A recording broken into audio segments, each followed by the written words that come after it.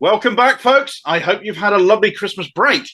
But speaking of Christmas, did you happen to catch our unelected Prime Minister Rishi Sunak helping out at that homeless shelter come soup kitchen on Christmas Eve?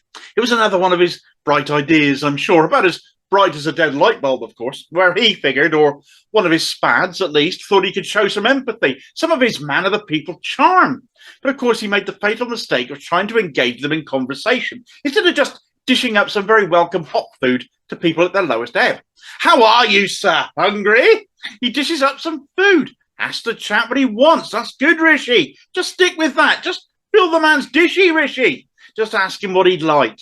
But then he asked if the man had been here before. Yes, he says. It's a great place, isn't it? I'm sure the staff are absolute legends who run it the best way they can.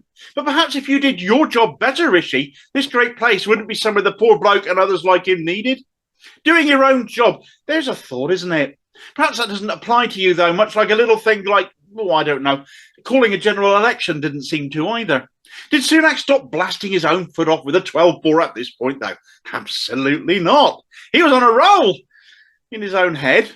After being asked to do just that by our homeless guy, his name was Dean, by the way, Sunak was asked if he was going to sort the economy out, to which he said he was trying, with about as much sincerity as he was serving up Dean's breakfast.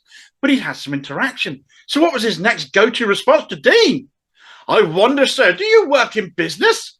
I mean, perhaps under his duffel coat, Dean is there in the shelter, dressed in a shirt and tie, but I somehow suspect not.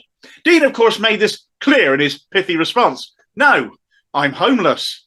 I'd have half expected the next line coming from a Tory to be, well, have you tried not being homeless? I suspect that might have been underlined in red in a list of things Sunak's Spads told him not to say. But no, after Dean said he did have an interest in business, that he'd like to work in finance and in the city, Sunak's eyes, well, they lit up. I mean, to me, when I was watching this, it was like the guy was trolling Sunak to his face, telling him his own background effectively, but clearly Sunak didn't see it that way, getting very animated, very excited. Oh, gosh, that's how I started. Well, Dean knew this, told him, yeah, I know. You were an ex-investment banker, weren't you? Well, Sunak couldn't believe his luck at this point. Here he was actually carrying a conversation with a homeless person. He wanted to be so encouraging that he then told him that it's not just London where such jobs exist now, but that most were now outside of London. Well, I'm not so sure that's true. But how would you take that response? Get out of London if you want to work? Tough luck, the ship has sailed. Think again, finances for the Eton types. It wasn't nearly as encouraging as Sunak maybe thought it would be. Still, he did ask if Dean would like to get into that, to which Dean brought the conversation crashing back down to the same planet the rest of us are on by saying, right now, I'd just like to get through Christmas. I sincerely hope Dean has. He hoped to get into temporary accommodation over the seasonal period. I really hope he did. It's the least he deserved after getting his breakfast from the Prime Minister just for the benefit of another botched photo op, reminding the rest of us just how catastrophically out of touch Sunak really is.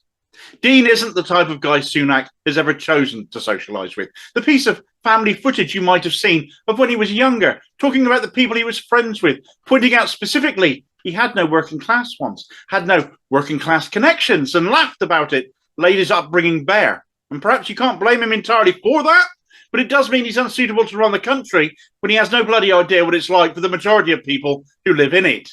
He's not alone in that. It's typical Tory thinking. I suppose you could give him props for trying. He didn't step over the homeless in the street like Boris Johnson did. Or at least we haven't seen that footage yet. Although he did party with him, getting the same fine while the rest of us fell ill or lost loved ones during the pandemic. Other Tories might be teaching you to iron your wrapping paper so you can reuse it, like Rebecca Powell, invoking her inner Kirsty Allsop when the Tories already have Kirsty Allsop. They might be telling you you can feed yourself for 30p, like 30p Lee Anderson. They might be attacking religious figures for preaching about such hardships like Everyman's Idiot and former teacher Jonathan Goulis. God knows how he reacted if a kid came into his class hungry. Or even clinging to their religious convictions, bleating Latin and clutching their rosaries as if allowing such homelessness and hardship to persist is a Christian thing to do, like the even more out-of-touch posho Jacob Rees-Mogg. Let's not pretend homelessness isn't something they could fix if they wanted to. They got all homeless people off the streets during the pandemic when they were understood to be a significant spread risk. Now they no longer are. Instead of working to find permanent solutions to their plight, however, the Tories just dump them back on the street again. Sunak says he wants to fix the economy, but when his party act like this, who are they fixing it for? 12 years of austerity, guys. Does it feel like it was being fixed for you?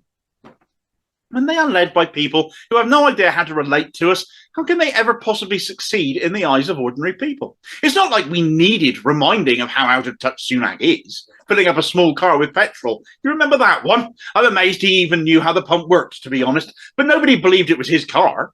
And to then have to be instructed how to pay via contactless on a chip and pin machine was just hilarious. The guy who worked in finance, ran the nation's economy, the investment banker, and he can't even pay for stuff using plastic. Functionally, Sunak shouldn't be doing photo ops in a soup kitchen. He should be working to ensure they're no longer necessary. Same goes for food banks. Instead, he highlighted their work and glorified the sacrifices of others to alleviate the suffering of still others more.